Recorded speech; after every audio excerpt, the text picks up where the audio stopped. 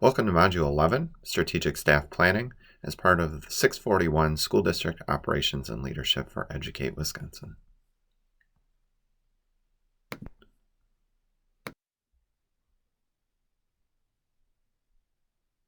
Hello again, this is Chris Sadler, Director of Human Resources for the Sun Prairie Area School District. Again, I've introduced other slideshows, so I won't go over my past here. You kind of know it, and I left some of the notes up there.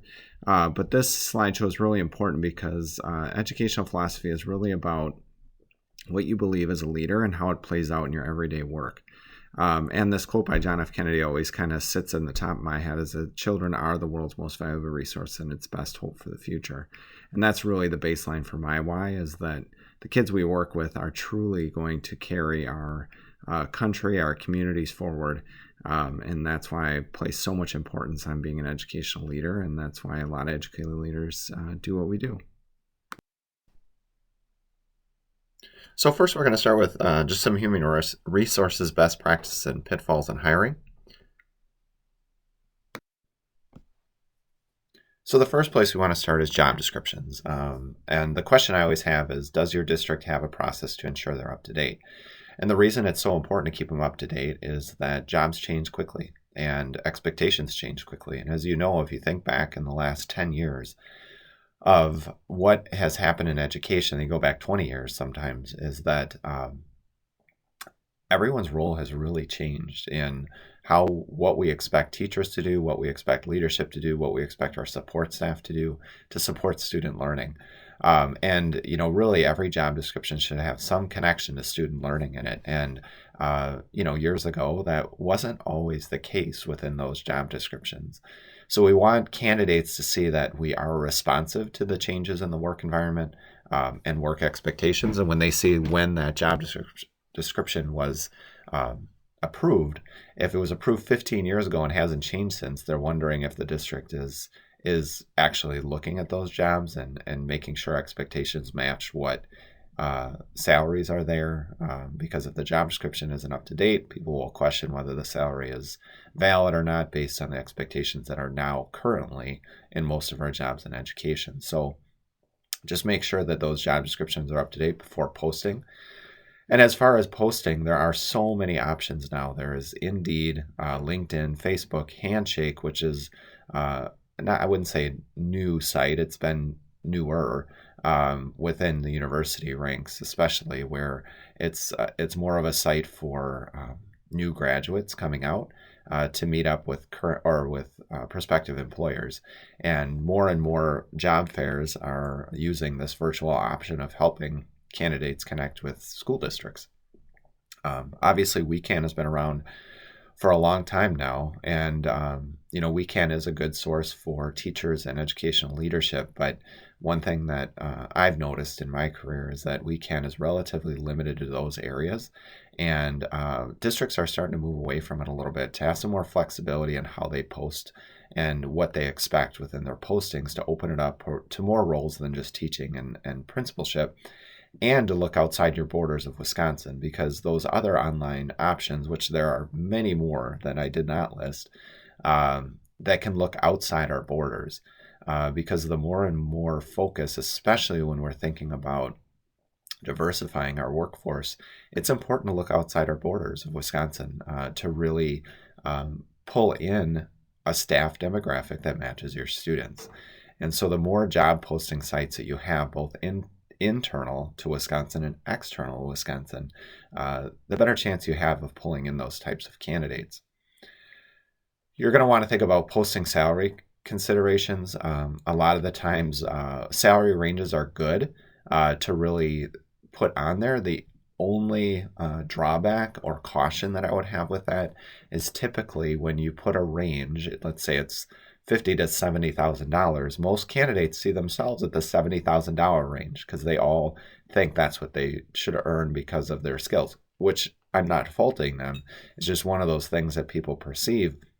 And if you're really not willing to offer that high range to someone, no matter what their experience or level is, then I would caution against using salary ranges, because a lot of the times when you get to the negotiations part where you're offering them a salary, they're going to be disappointed because they think they should be earning the top end. So one of the other options you could put is a minimum salary, just showing like this is where minimally we will start. So it gives them a sense for what it is. Or you can go with the more general salary commensurate with qualifications and experience, which I personally tend to gravitate towards because it gives me more flexibility on working with people on their salaries. Now, some of you that are listening, especially with teachers, may not have a lot of flexibility because you might have a very defined salary schedule. But I still think that you can put salary commensurate with qualifications experience because you may have some flexibility somewhere, and you're going to want to allow that. Another point of best practices, kind of going back to the idea of mirroring your staff demographics with your students, is to encourage specific people to apply demographically. Now, can you only interview specific people of color or gender? No, because that's considered discrimination in different ways. But what you can do is you can say, we encourage people of color to apply, or we encourage specific groups to apply. It's just saying like we want to diversify our staff, and that's okay. So what you can do is check out posting that attempts to connect with applicants with your school and district and the why they would want to do that. So there is a posting language in resources that you can check from Sun Prairie, my district. It is not perfect by any means, but it's just an example you can check.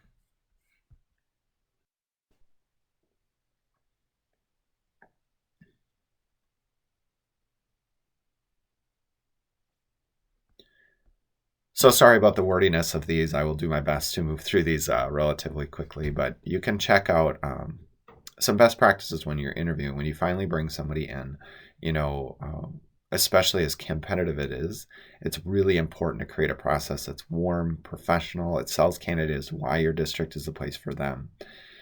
My recommendations are keep the team small but representative. So you want to represent roles that are going to be affected by whatever the role is that you're interviewing for.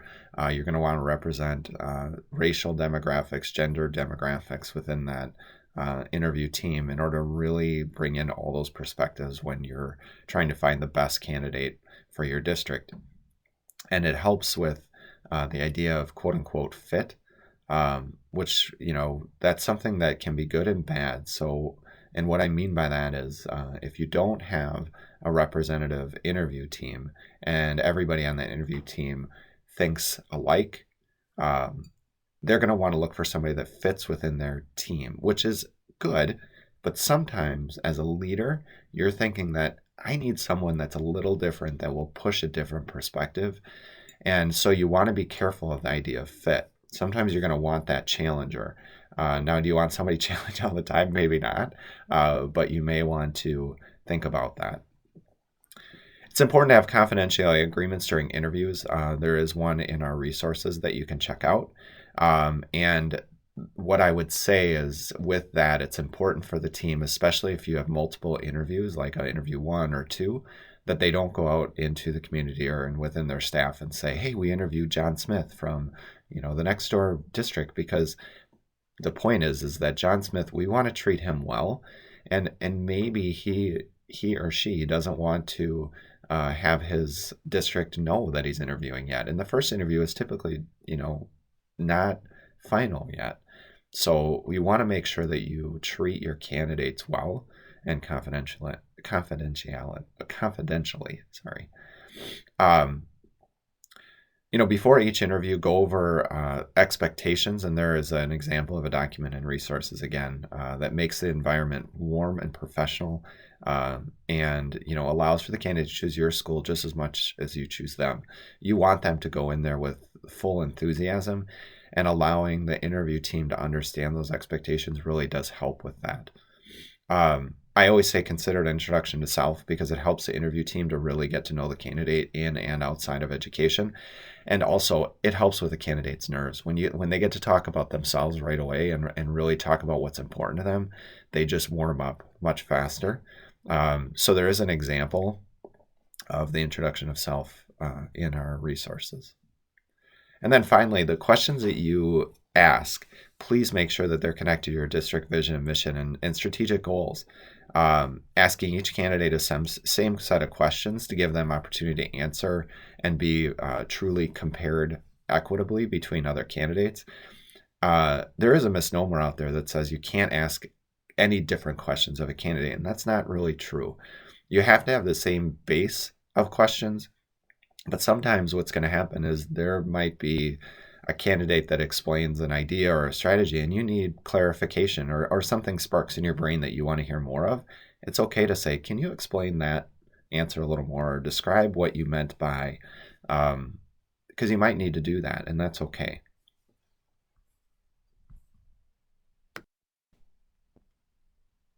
So when you're hiring them, when you call the candidate, one thing that you're going to want to do is it's not over until it's over. And what I mean by that is when you call them, one of the statements that's good to make is, I'm offering the position pending a clear background check and school board approval, because until that background check happens, until the school board approves it, it's not really final. As something could pop up between that time and the time the school board approves it that might steer you a different direction. You want to open that up and make sure that you're legally doing that. So when you offer it, say pending school board approval, and that always helps with that. When you're calling candidates that aren't moving on, which I highly recommend calling them, and the reason I say that is because it is so important that when you treat people well, no matter if they're moving on with your district or not, they are going to talk to other people. So part of this is a recruiting idea, is be honest with them. Tell them what went well and what's something that maybe turned the team in a different direction. You want to make it based on your questions, and it's okay to give feedback, but again, keep feedback focused on their answers, and that will keep you out of anything that might go along the line of age discrimination, gender discrimination, or race discrimination. It's just based on their answers. And if you want them to apply to future openings, because sometimes you have two awesome candidates and one is just it's a better candidate than the other, but it doesn't mean the other candidate isn't worth another shot. So tell them, but if they're not, don't tell them. When you call those candidates, again, it's a recruiting tool, because if you treat them well, even if they get turned on, they're going to tell other people like, wow, it was a great process. I didn't get the job, but they really treated me well. Background checks, stick to the service you use. Don't go out searching internet, which we'll talk about in a little bit, internet hits, going on CCAP or anything like that, because we'll talk about the pitfalls of that later. Reference checks, unless they say you can check the references, you should not cold call references, which means if they don't list somebody on their reference checks, you're really not supposed to go outside of that, because there may be reasons for that, ranging from there's an agreement with a district all the way to they may not want you to talk to their supervisor yet, because they may not talk to their supervisor about them looking for a position, and it could really compromise them in their work that they're doing. You can ask the candidate if you can call or email their current supervisor, and if they say no, it's okay to ask why, and maybe that turns you in a different direction. And it's okay to say, like, you know what, if I can't call your immediate supervisor, I can't move forward with this process. And that's okay to say, and maybe they say, well, I just can't do it then. Ensure your salary offer is in line with external and internal comparisons. No matter how you go about finding that out, you're going to want to make sure that they match with whatever the job is that you're interviewing for, and match your internal people that are working that position and your external people as well, to keep it competitive and not go offline too much. But salary isn't everything. Don't forget to discuss other quote-unquote benefits that might be specific to your school and district. That could be your health insurance, it could be life insurance possibilities, and the many other things. The professional development you offer might be awesome. Just think about everything that sells your school district that might be different than others, because salary is important, but most people in education are also looking for more. So think about those things that you can offer and explain to them that makes your district different and better for them.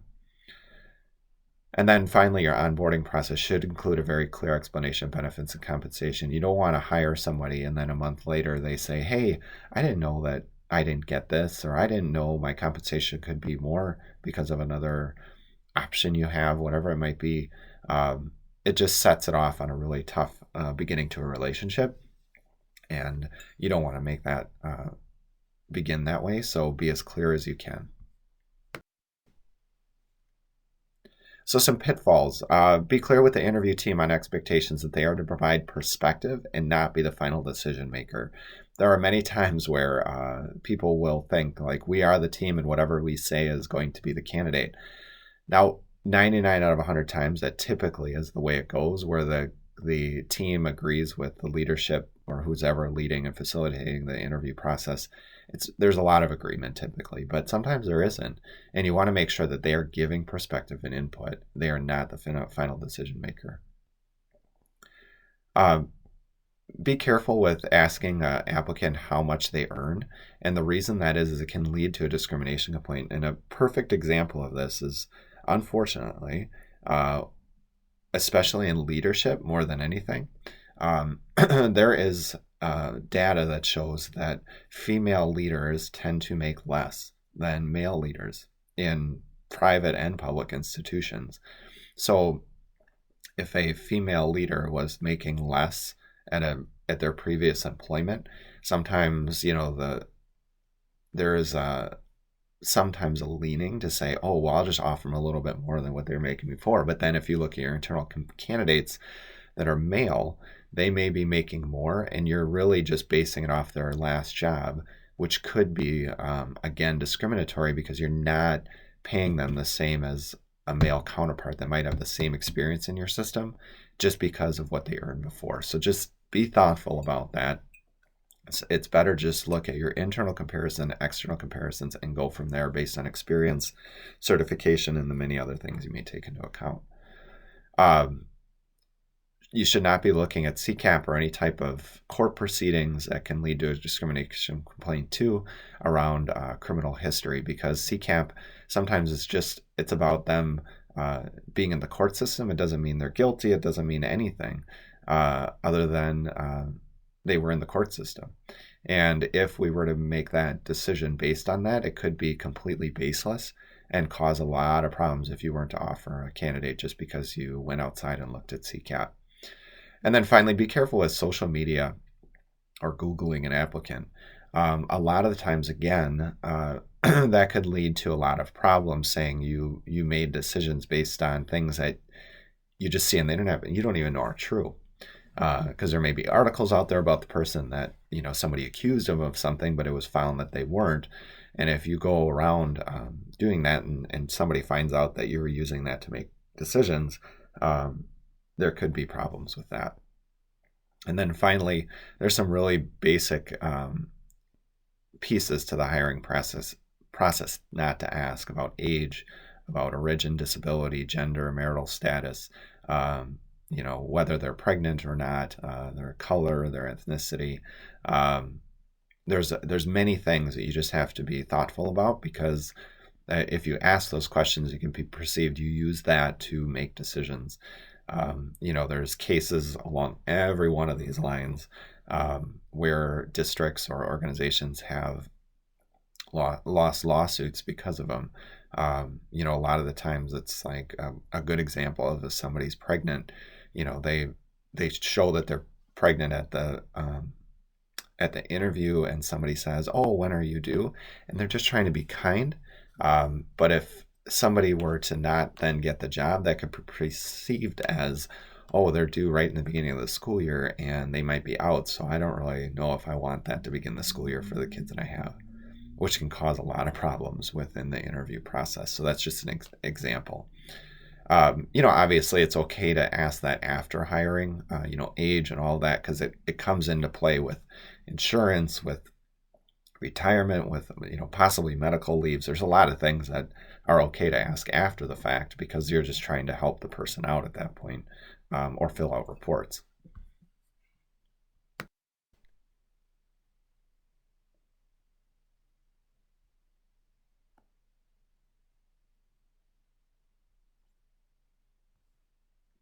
Okay, so let's look at some strategic staffing plans.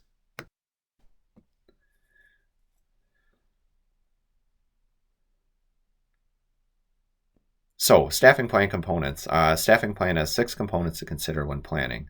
Remember, staffing is about 80% or more of the typical school district budget, so it's important initiative. So, some of the questions you have to think about are the ones listed here. When you're thinking about strategic planning, how does our staffing support our vision, mission, goals of our district? How are we building a strong pool of candidates generally? How are we ensuring the hiring is going to move the district forward? Again, it goes back to that. Are they a good fit? That's important to think about, but sometimes you want people to challenge so you can actually move the district forward. How are we keeping our quality employees is an important question because a lot of times there is much more competition now.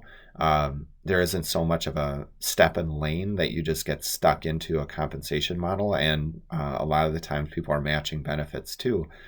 So teachers have and staff in general have a much more fluid ability to move from one district to the next, and there isn't anything holding them back, minus just feeling good about where they work. How are you engaging your staff to make a great working environment for all employees? And then again, how are you assessing your practice on the back end? How do you know things are going well? How do you know employees are satisfied or engaged with what they're doing so they stay? So the first thing is strategic planning. Questions to ask when you're thinking about matching your vision and goals to your staffing plan. We talked about it before. Do job descriptions accurately reflect the expectations of jobs? How do those descriptions match the mission and vision of your school district, and what needs to change to match them? Job openings are a great time to look at those job descriptions and really make sure that each job is aligned to your goals.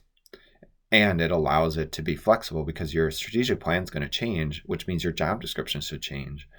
And then finally, how can you be creative with existing funding to possibly staff at an even more effective level? I won't go into funding too much, but sometimes there's ways to connect general funds with, the AGR or title funds to create a more robust system of supporting students.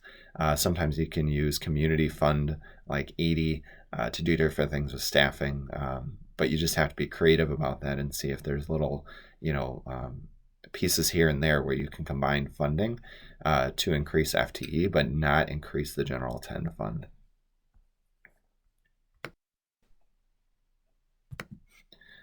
So when you're recruiting, how are we building a strong pool of candidates? Questions to ask and ideas to think about. Are the candidates you're reviewing in your pool matching your expectations? If you're seeing a real shallow pool, which I know in education right now, it is relatively shallow generally, but how are the candidates coming in representing your school district? If they aren't seeming to meet your expectations, you should really look at how you're recruiting. Like, what are you saying in your postings? Where are you posting? Like we're talking about in that second question, look at different areas to see if there's ways to pull in candidates that better match your vision, especially when you're looking forward. How are you analyzing your candidates? So how are you pulling in candidates based on your mission and vision? What does your website say about your district? Because a lot of the times candidates, they're going to look at your posting and then say, okay, now I'm going to go to their website. What does their website say about them? How do you create a website that truly represents your district so people that seem to connect with you are going to be the ones that apply? What does your community website say about your community? This is the next step that they usually do because people might say, I really want to move to the place where I work. And if the community website is matching with them, they're more likely to apply again. So work with your community or your city or your town with their website to see if there's ways that they can link kind of the vision and mission of your school district into what they're doing as well. Are you providing enough information up front to help candidates match themselves with your district? So, the more information, the better. They can choose to read it or not, but those candidates that are truly interested in your district will look deeper, and they want that information. So anything you can provide to them, the better. And then are you actively or passively recruiting? What I mean by that is, are you active? Are you going to places where applicants are, not just job fairs, but going to universities, going to communities, really reaching out to like email listservs to specific groups? We specifically are always working on diversifying your staff, which most districts are. We find groups that have email listservs that we specifically use to email directly to applicants, because that way then they're getting it right in their inbox, and it may draw them in faster. Now, the passive way of doing it is typical job fairs is just posting jobs, which means you're just kind of waiting for people to come to you. You got to get out there and get information that they can use to apply.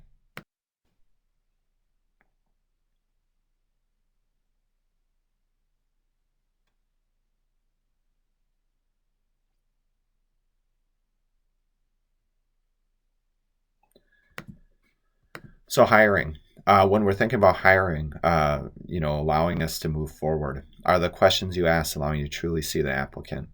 Questions should be connected directly to your job description. Open-ended questions, scenario case study based, performance task based questions where you're saying describe your philosophy, instead of saying what is your philosophy. For whatever reason, those open-ended type of statements, candidates tend to talk into it themselves into a job or out of a job when you leave it more open-ended. Scenario and case study based, it's just basic pieces where saying, this is happening in your school, what would you do? Just to hear how they would think through a problem or a conflict. And then finally, performance task-based pieces where you're thinking about having them, here's the scenario, here's the data. Tell us what you would do with this data. How would you rally people around it to improve a situation? And give the candidate time. So they might come in early before their interview. You give them a set of data and you say, work through this data and tell us what your next steps would be, and give them 10, 20 minutes to think through it. And then when they're in the interview, say, we gave you this task. How would you go through that? And they can explain it. And as I said before, the interview team should be representative yet small. So max, typically, in my opinion, should be 8 to 10 members. Sometimes they get really big and it muddles the situation. How have you and the interview team created a welcoming environment? How do you introduce yourselves when they come in? Where do people sit? And obviously we're in the middle of a pandemic, so that makes it a little different now. But in typical times, where is the candidate sitting? Do you have a big circle around the person and they're kind of separated between everybody to make kind of intimidating piece? Or are they part of a circle itself? It's just little things to think about to make people feel welcome. Clearly delineate who's making the decision. Like I said before, is that typically the interview team is providing input. They're not the main decision maker. And then I do recommend not allowing too much discussion among interview teams concerning their top candidate. A lot of the times people will say, so who's the top candidate, or who's your top three? And everybody goes around. That can be really influential, because if you, this is not always the case, but let's say you have a veteran staff member within a group of maybe less experienced staff member, and they're used to listening to the experienced staff member. The less experienced might say, oh, so-and-so, chose them as number one. Maybe I should put them number one because he or she, they've been here longer and I just need to, fit that. So when you do that, who's your top priority, it influences other people to possibly change their idea before it even gets to them. One of the things I put in resources, you can just look at it sounds like a really hokey spend a buck idea, but when you look at it, you'll see that it's more of a weighted system where people keep their choices based on a weight system, and they don't provide everybody with their opinion, but just provide that to the facilitator of the interview, and that person can look at it and look at how people weighted people in a more confidential way. And then references are important, but should be supporting evidence, not all evidence, because there are times, again, you may call a reference and one person might say, this person was amazing. The other person has reservations because the person challenged them as a leader. And again, maybe that's something you want and you can't hold that against them because that's something that may fit. So references is just another piece that gives you a better view of that candidate to make sure they match your vision about moving forward.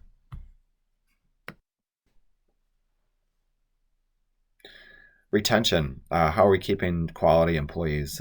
This is really important questions. How are you onboarding your employees so everybody sees a responsibility to onboard and support new employees? A lot of the times you'll hear people say, "Well, our onboarding system starts when they first start, and then by the time they're 3 months in, they're kind of on their own." It is really important to make sure that everybody on a team or a school understands they are part of that system.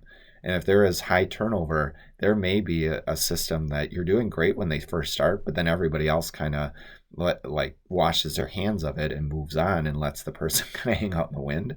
So it's important for everyone to understand that it is ongoing and support from each other is important. And then you want to make sure the onboarding is matching the position for what they're hired for. Do you have ongoing support, like I said, with a mentor or building buddy? It does not have to be formal to be effective. We do talk about mentoring a lot in different structures of it, but you want to make sure that that is very clear and understandable, that it doesn't have to be formal. It can be just, hey, so and so on the team, can you help this person throughout it and just meet with them on a bi-weekly basis to see how they're doing? And that makes a huge difference. Are leaders making the employee feel cared for, which is huge. The principal or superintendent or whoever it might be that is the supervisor and leader, just walking into their room or office saying, "How are you doing?" is huge. That person feels like, oh my gosh, in this person's busy day, they're still thinking about me. Makes a huge difference in a person feeling welcome and staying there. And then how are we checking in on the employee and providing feedback, which is just as huge. And feedback, when I talk about that, is not just you're doing a great job, which everyone appreciates, but people really appreciate it when you actually give them critical feedback. And the reason they appreciate it, even though it might, call them to question some of their work, is they then know that that person's paying attention to them. And if you do the feedback correctly, where it's critical yet growth mindset focused or asset based focused, the person thinks, oh, they're giving me this critical feedback, but they actually supporting my growth and they want me to grow so I can be in the system longer. That makes a big difference with how people perceive feeling welcome and feeling appreciated and connected. So engaging employees, questions to think about: who's responsible for school culture and climate? A lot of the times, you have a school culture and climate team, whatever it might be, but people have to see that everybody is part of that school culture and climate. Everyone is responsible for that. And new employees are so important to that. If they see everybody is involved with them and the school culture and climate, they're more willing to stay. The other part of that, a lot of the times we think about school culture and climate, is if everybody's happy and everything's like even keel, that it's good. Sometimes that's not. People aren't being recognized for being critical then, and people don't know when to be critical, so they feel like they're going to like rock the boat, which isn't always bad. Conflict should not be seen as negative, but it's a sign of growth. Sometimes conflict evolves from, we've got to push ourselves more. And change for a human standpoint is not always met with positive. So you're going to want to really welcome people into that conversation, saying all the time, we want critical feedback. How do you staff engagement? Do you do surveys? Are you rounding with all the employees? Are you making sure that all groups are assessed? Because sometimes we tend to look only at teachers. Our administrators being assessed with these surveys, our support staff. It's important to include everybody. You want every group to be feeling like they are being valued and asked for input or feedback. And then finally, are all employee voices at the quote unquote table? Do your committees have representative voices from all employee groups? Again, a lot of the times teachers are involved with specific groups or administrators, but we tend not to always think like, I wonder if we should have support staff in this just to give their perspective, because sometimes they see the bigger school more than anybody. Or when administrative committees are like, how are you looking at the teacher's perspective? How are you looking at the support staff perspective? And that all engages people and wants them or helps them stay.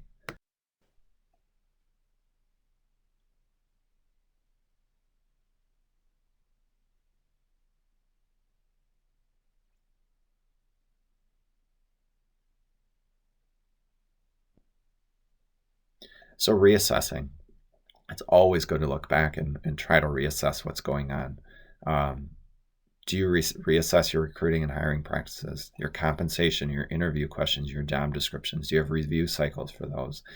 Do you have an effective exit interview procedure, which may give insight to themes that you can use to change practices? And explore giving the idea or the option to employees to provide electronic anonymous surveys, because sometimes the in-person exit surveys are great, but people aren't comfortable doing that because they feel like they're going to get in trouble on their way out. And sometimes electronic surveys give them that feeling of protection that they're more willing to give their viewpoint on. And then if you do see a theme, address it. If you leave it unaddressed, you'll lose employees, and they will go and talk to other people that may want to apply for the job, and then that will turn the other person off from applying it. Look at your retention data. Remember, there is healthy turnover.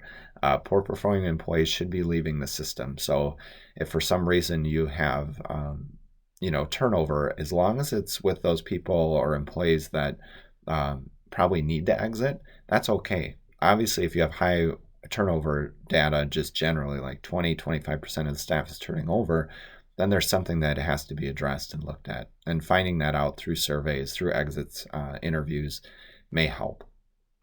And then the final question is, does your staff mirror the demographics of your students racially, from a gender standpoint, and many other pieces that students want to see themselves in the people they work with. And we'll talk about that in a little bit, about how important that is.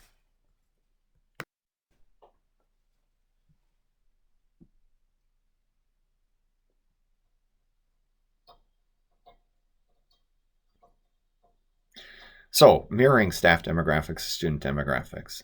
Why is this important? Research indicates an increase in student achievement, decrease in absenteeism, and a decrease in suspensions for students of color when staff demographics better match student demographics.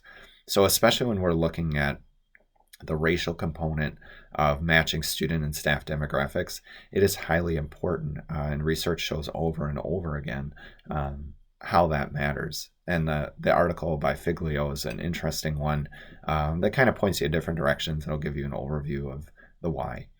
The current reality in Wisconsin is all districts are really, you'll see that on their websites, on their posting jobs to sites. Everybody is really looking to mirror staff and student demographics.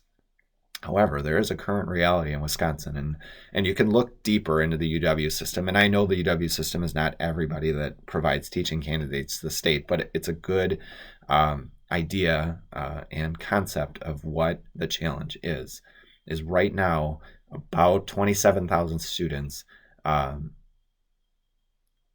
students of color. And then of those students that are coming out of our system, only 10 to 12% of those 16 to 17% are graduating to be certified in teaching in the state of Wisconsin. That's only about 2,700 new teachers to the state. And if you really think about that from a numbers standpoint, we have about over 400 school districts. And if it was equally spread and all of those students of color were applying at those districts and being hired, that's only about 5 to 6 per district that would come out into their school district. So that's a really low number, which makes it very challenging and obviously competitive between school districts. I have a great article there from the Wisconsin Policy Forum that was out last summer. It's titled "The Teacher Who Looks Like Me." Not only kind of goes into the why, but it also talks about the how and also the challenge that's there. So, this is a really good article that I think you would, especially if you are really focused on this in your district, a great article for everybody to read, just to understand the background and how to move forward.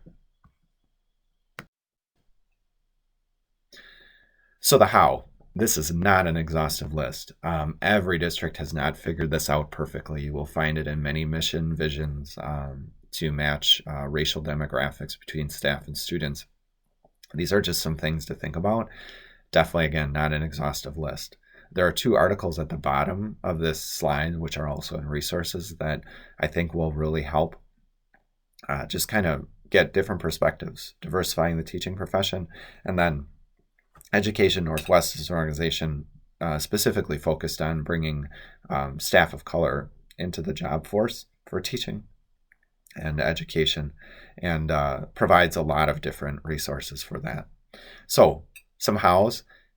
First, you got to make it a strategy in your strategic plan and communicate it out fully to your community, but also out to the greater world.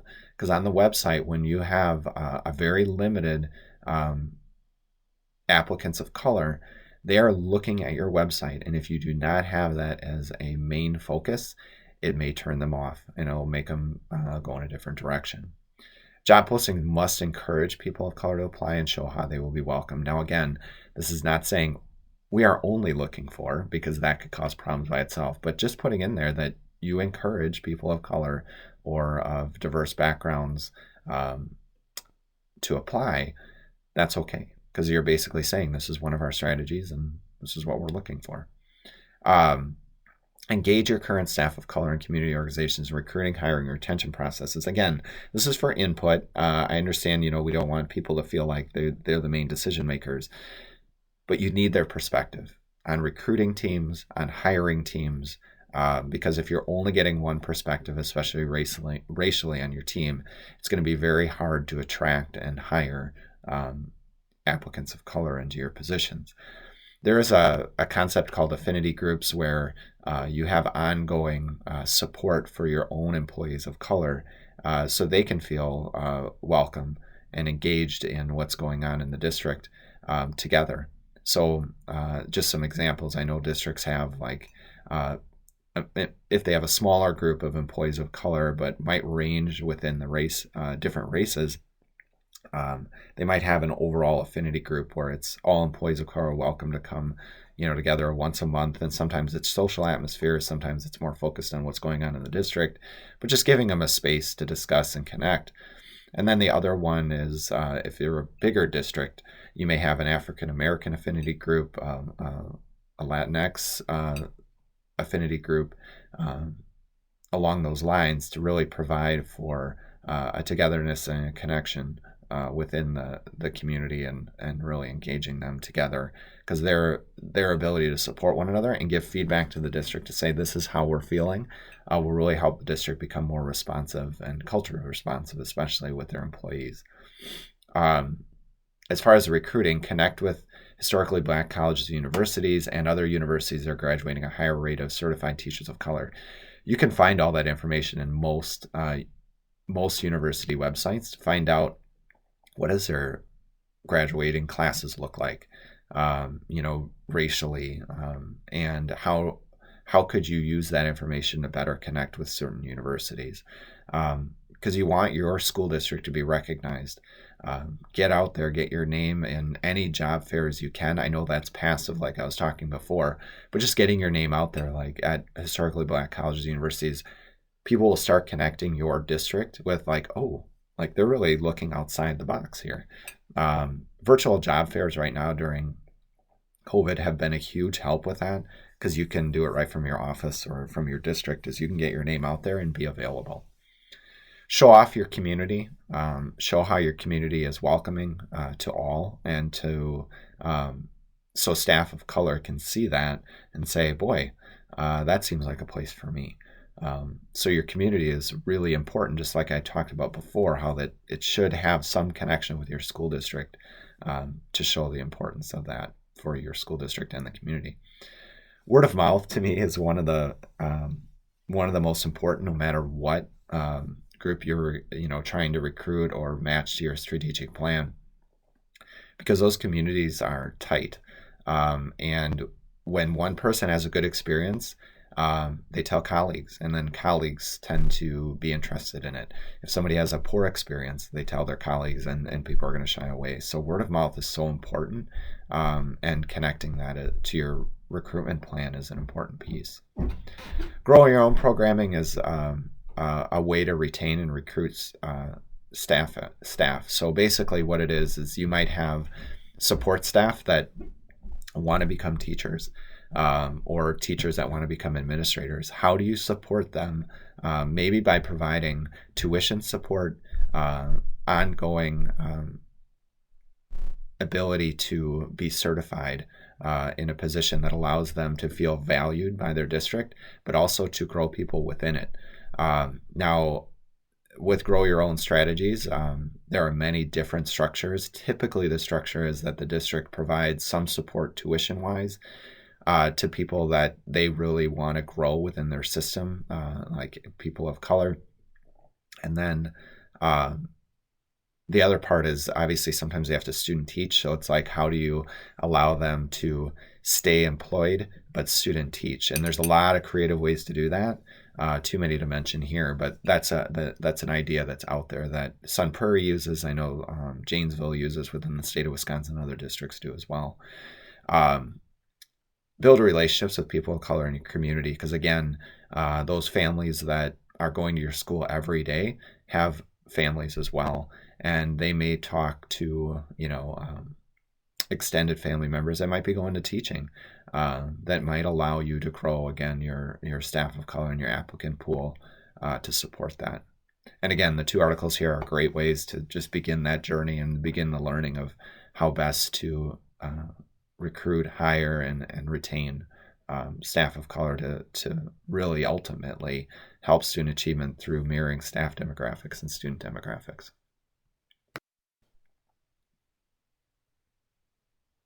There is an assignment coming up for staffing, so just make sure that you read through the different scenarios that are here. Really what we're looking for is, how would you recruit, how would you interview, how would you hire, just the basics. You can use this slideshow to really help you with that.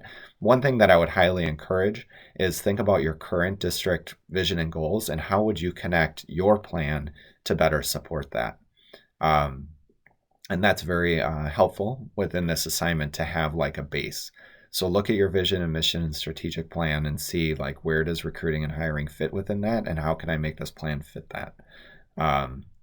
So you can look at these different scenarios and see how you would address these pieces.